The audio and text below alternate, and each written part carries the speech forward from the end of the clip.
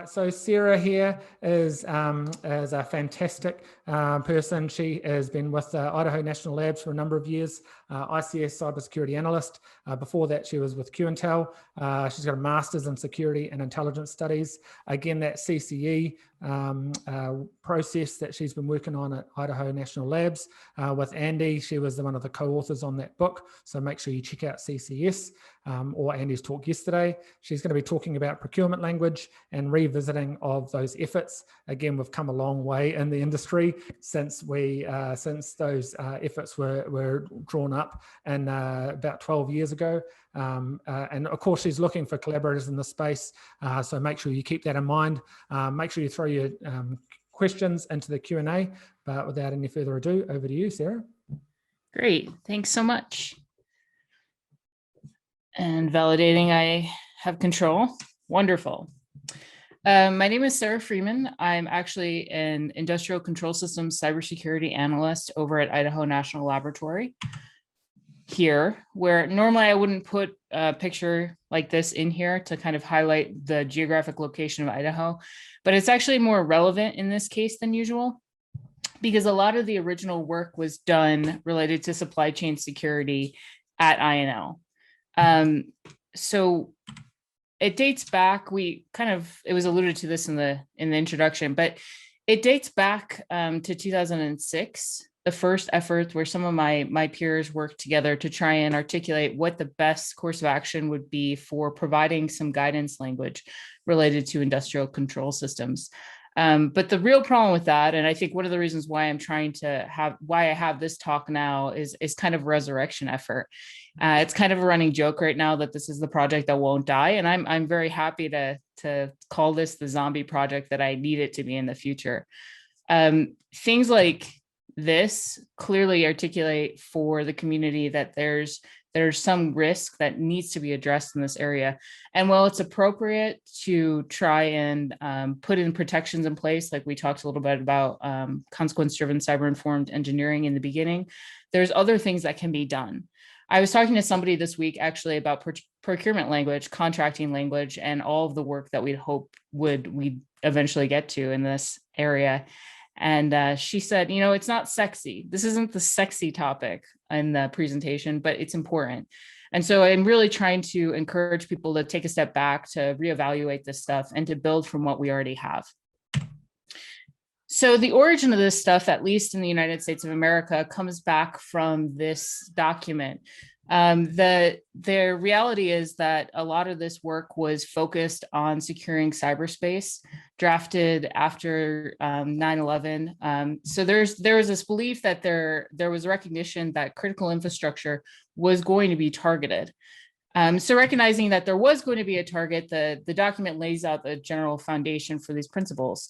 So you want to consider not only the fact that these are valid targets for attacks, but reducing vulnerability means not just reducing risk, but recognizing if these attacks do occur against critical infrastructure, the systems will be set up such that they'll have a more resilient response. So if you can lesser the costs associated with this activity, that's really where we're trying to get at. So in that line, they put out this document. And there was a lot of work here that was done in different layers, and there was multiple groups that were participating here. If you haven't read this document and you're interested in this topic at all, I strongly encourage you to go find this and take a look at it. This is a cybersecurity procurement language for control systems.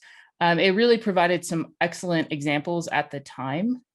And it also had the layout for equipment that for both NERC and other standards.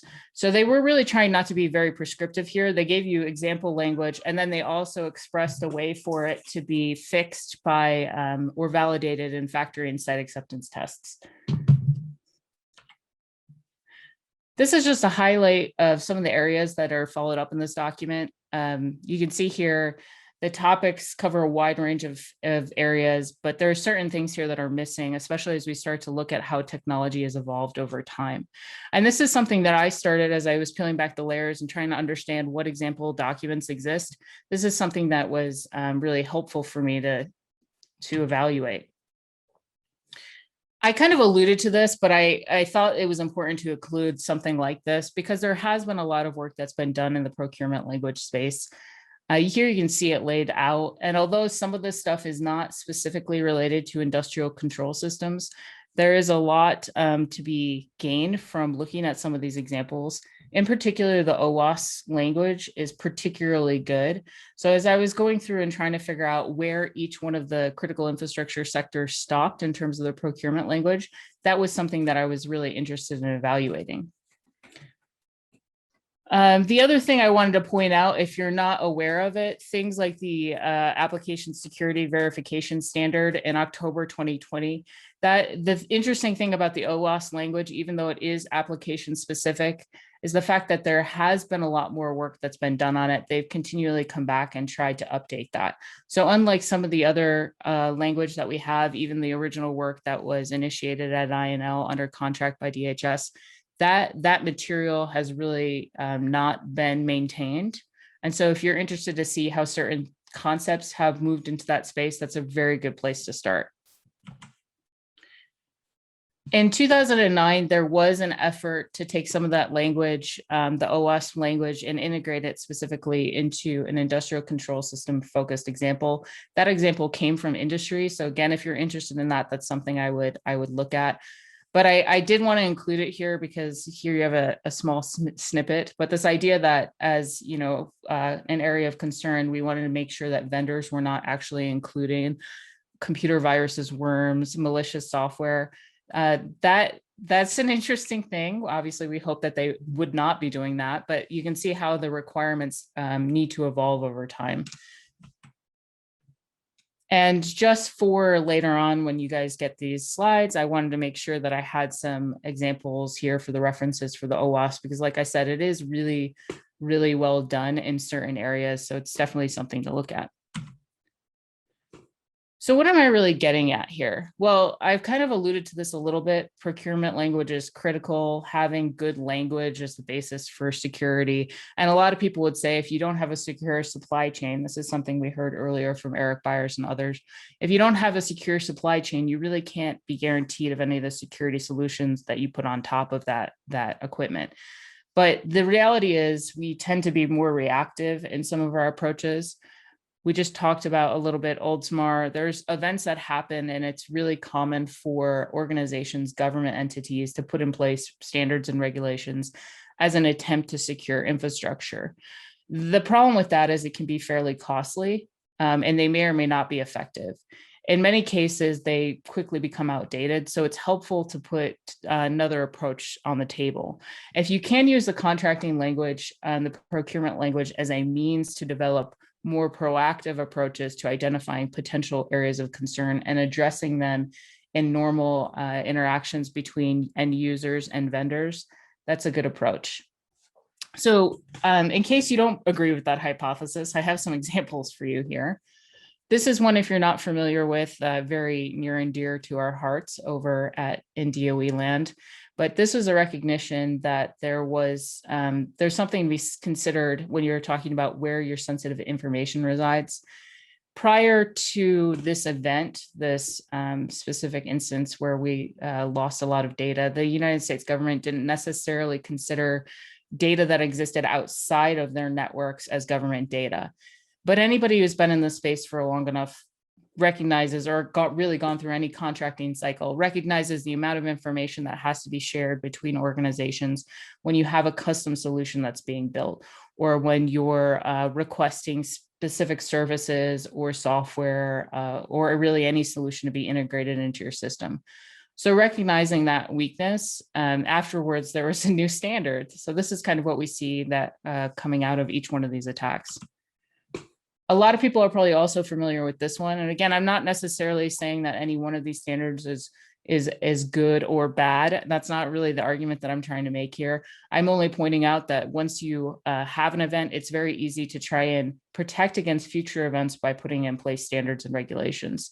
After the Metcalf incident, there was a push to make sure the physical security of certain assets in the electric grid were secured, especially those with exceptionally long lead times. Again, I think the thing that you have to consider here is it's very difficult to remove some of these standards after they've been put in place. I did see one estimate here. I don't know if anybody has more up-to-date information here, but I've put it on the slide.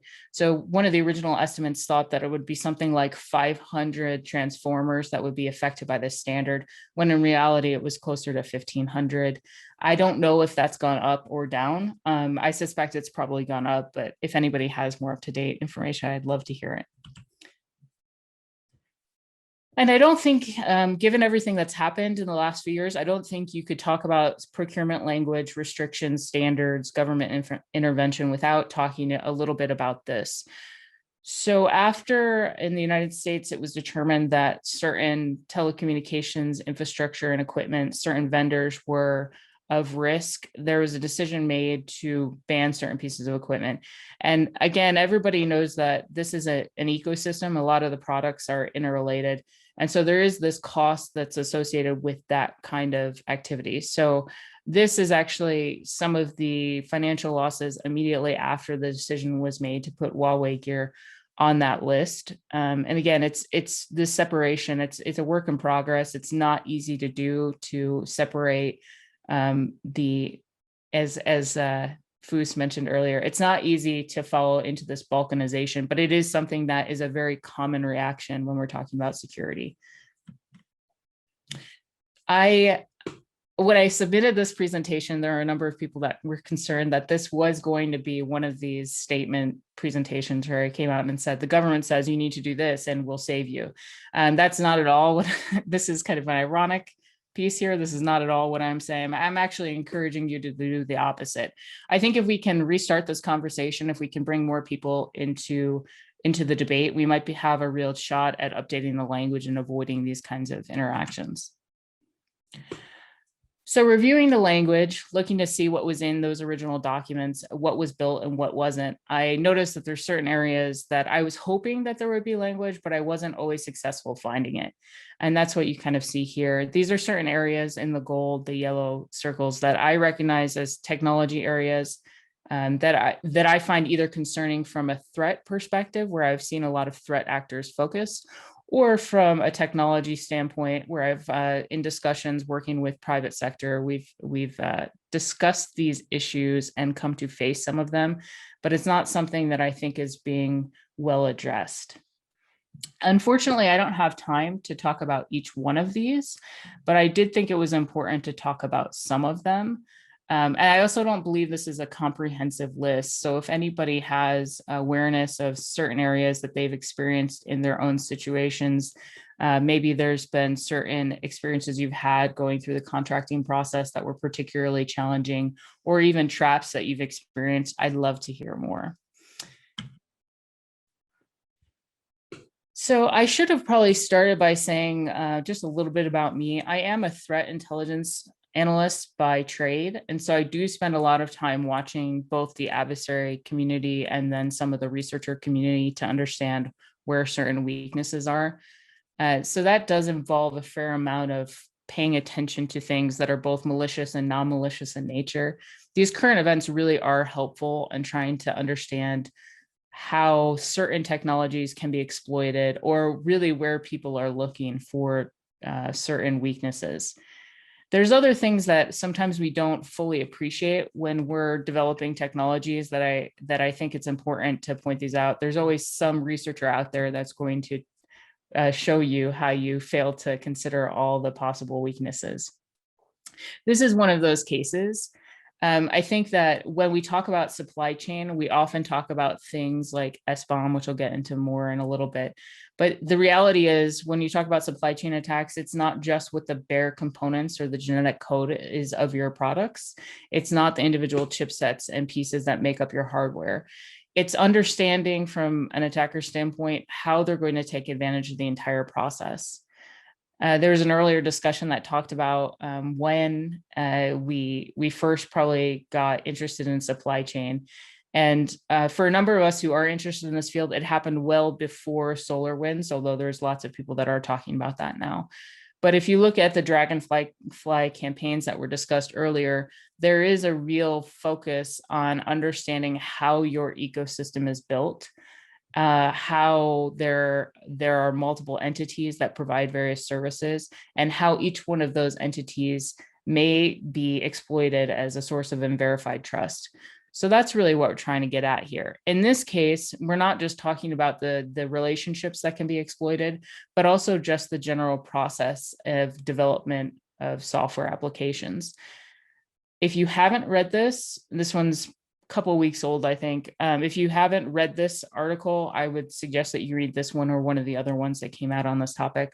But in this case, a researcher recognized that there were some advantages, some mechanisms that could be exploited, specifically the process of containerization, and then recognizing that that has turned in many cases to be a fully digitized operation.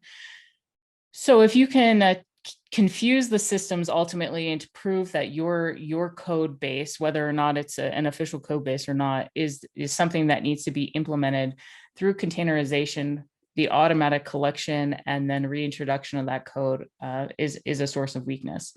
But it's not something that stands alone. There's actually been a lot of attacks that mirror this kind of activity, where we see adversaries not only targeting the individual components, but also the process of development. I like this one a lot. This is one of my more favorite ones. A lot of people here are probably familiar with this one, but Xcode Ghost, where the compiler itself has been targeted. Again, this is not a singular attack, but very well done. Recognizing that there's certain approaches for how people do their job, how they build and deploy code, and then taking advantage of that process. And I think that I like to have a good variety here. The funny thing is you can have an entire presentation about each one of these cases and only look at not just the software, hardware, which is what Joe was talking about, or even the targeting of services, which is another whole section of supply chain attacks of itself. But targeting the basic process for how people do business before it gets implemented in. So this is just, I think that people tend to overlook some of these. And so I just wanted to highlight the frequency of some of these events. So if you're not familiar with this is just the set associated specifically with Ruby gems. So any targeting of those libraries is something to be concerned. And it's not an individual weakness. I can't give you an answer and say you should buy this software or you should avoid this third-party library. This is a class of attacks that are just rampant. So you've heard probably a lot about software bill of materials. If you were on earlier, you would have heard that there was a discussion by Eric Byers on this topic. There's a big motivation to try and understand what the components are that make up your software. There's also another contingent that is very much focused on hardware. In fact, at the Department of Energy, they do have a program called Cytrix, Cyber Testing for Resilient Industrial Control Systems, that is aiming to try and build out that understanding of what the core components that make up our hardware and software through reverse engineering. So rather than, in some cases, you may have a software bill of materials available to you, you may have a hardware bill of materials available, but there may be more components or subcomponents that make up that component, that piece of equipment. So as you peel back the layers, what additional things can you find here? Software bill of materials, SBOM, is very important. It's critical not only, as we heard earlier, it's not critical not only for when you buy something, when you initially procure it, but also so that you can have a comparison against as built and when it arrives. But the reality is that's kind of a snapshot in time. So if you look at attacks against containerization and that automatic updating process, there is the possibility that something could still be implemented into the ecosystem. If you are interested in SBOM, I want to direct you to the NTIA site. There's been a lot of focus on that. There's a lot of material that's built out there. They do have a lot of work that they've been doing just even through COVID. It's really impressive. And the Department of Energy actually does have a program that they've initiated looking directly with the private sector in the United States in the energy sector. If you're not familiar with it, there's this idea in SBOM that we can understand we can get greater awareness of what our components are by taking apart, understanding the pedigree, the provenance of each one of these devices. And as you may have heard early on, there's different mechanisms for which we can pass on that data. So here's a few of the different options in terms of the individual snapshots that can be used to identify things. These individual tags, again, they're very helpful. They're definitely a great start, but there are some challenges with the amount of data that can be transferred specifically to that, and whether or not these individual tags are sufficient to identify malicious insertion of anything. So what we're talking about here is not just what that software was or that hardware was when you procured it, but also this recognition that these are living, breathing entities, and there's going to be variations that are made in between versions. So this is just trying to highlight the fact that, especially when you look at something like reliance on third-party libraries, there will be additions, there will be components that are removed. We've actually learned the hard way in a few places about that. This is a pretty interesting story as well, if you're not familiar with it. This actually had to do with NPM. And so there was actually a dispute between one of the programmers and a company that was actually trying to get one of his components taken down. There's a slight naming issue there. But in any case, as a result, the programmer unpublished his libraries, and he happened to be fairly prolific. So in doing so, there was a number of very low level library breaks in a number of JavaScript applications. So at this, if you haven't read the stories, it's pretty interesting. But it gets down to this base question of who owns what, especially after you've put it into the open source. So one more shout out to owaspir, in part because you'll notice here if you read this, there's this consideration that there is open source components that go in, there's third-party libraries that are included. And so their language is among the best if you're interested in pulling out those specific examples. Cloud integration, heard about this as well earlier. So cloud services are a thing, but interestingly enough, I was having a challenge finding really good procurement language associated with it. I did like this document a great deal. If you haven't read it, it talks about a lot of the risks and concerns associated with this kind of thing. Data sovereignty in particular, which was mentioned earlier, this idea that you don't necessarily have complete control over where your data resides. And that is something that you may have to consider when you're putting together your procurement language. And I think the core part of this is true as well. When you're talking about cloud as a service, whether it be software as a service, infrastructure as a service, the result is that you are actually taking on the risk posture of the organization that you're buying products from.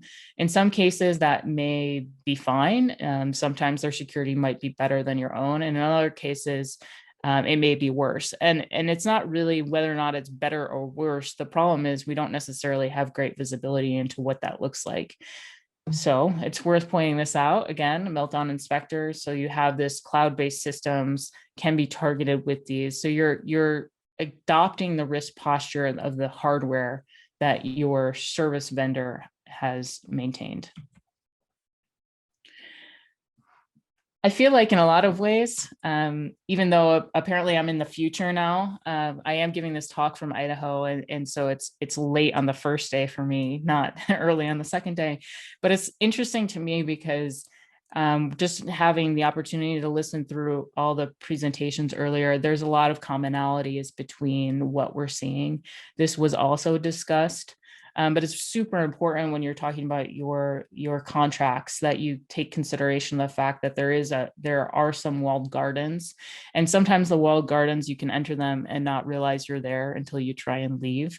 So when you put into your contracts certain maintenance and data processes, when you say, I need my data to be available for this amount of time, I need to store it in this location, in order to guarantee that you're going to maintain access to that, you have to be very cognizant about the fact that there may be purchases, there may be acquisitions of company, your data may be moved. And so you can't always be guaranteed complete free ownership of your materials, even your own data. Kind of like I mentioned with spectre and meltdown, there is a reality that when you're talking about any sort of infrastructure as a service or cloud as a service, there's still the issue that you're adopting somebody else's position. You're reliant on their good days and bad days, and they'll have both good days and bad days. Everybody has these, but you can't necessarily be assured that your data is protected, and you can't necessarily be assured that you will continually have access to it. So where does that really leave us? I think that a lot of these concepts are very much related. If you get into digital rights and ownership, we're seeing a lot more tendency for adoption of infrastructure that means you've never really gone out of the relationship. You've never really finished a transaction with a company. This was a very interesting story that I don't think got enough press coverage, but if you're interested at all, if you're familiar with Teslas, there was a large hurricane that came through the U.S. And at the time, there was there were a fair number of Teslas in the world, but there was this recognition immediately by the company that in Florida, there were a number of people that were going to try and leave the peninsula. And in order to increase the total distance capacity as far without a recharge that these vehicles could travel, the decision was made to push a remote update that basically improved the distance that these could move without a recharge. So that kind of shows you the degree to which there's still a lot of integration into these systems. Again, not necessarily a bad thing. And in this case, it was a very, very good thing. But there's negatives that come along with that as well. This was another interesting story. Somebody did make changes to their vehicle, and it was identified after they got, so they essentially jailbroke the car. She made a change to it, but then went back and tried to get a vendor released update. And at that time, there was comparison made, and so the Tesla was aware of the fact that this car had been jailbroken. And so you start seeing these disputes about what ownership looks like. And in some cases, it can be very negative. It can go to the far end. So when you're talking about what needs to be in the contracting language, this is something to keep in mind as well. Right to repair, who has ownership of these assets, whether they be physical hardware assets or software-based ones. But there's a push for a lot of restriction in many cases, whether it be geographic or recognizing whether or not you're an appropriate vendor or entity for repair. And so there's been a big push in the United States to try and define this. There's actually been some, as Peter was pointing out, there's been some good movement outside of the US, but in the US, it actually has to be done on a case-by-case basis. So this is something that we see a lot of in Idaho in particular. In this case, John Deere, very big deal where I'm from, just because of the huge agricultural community. But there's a fear that as you start to integrate this degree of control, if vendors still maintain real-time access, what does that mean in the long run? Maybe somebody, if there is a disagreement, could essentially stop your ability to run your vehicle. Maybe they can cease the functionality. Maybe they can remotely turn it off. So that brings us back to SolarWinds one more time. You may have heard about this. It's a little bit of a big deal for everyone in the US.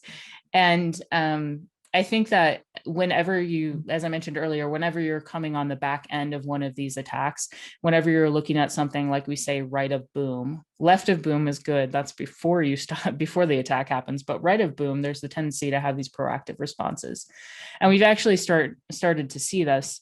Even in this case, so we have the executive order. The last executive order made by the past administration was targeted against cloud providers who provided infrastructure that was that enabled some of the past SolarWinds attack.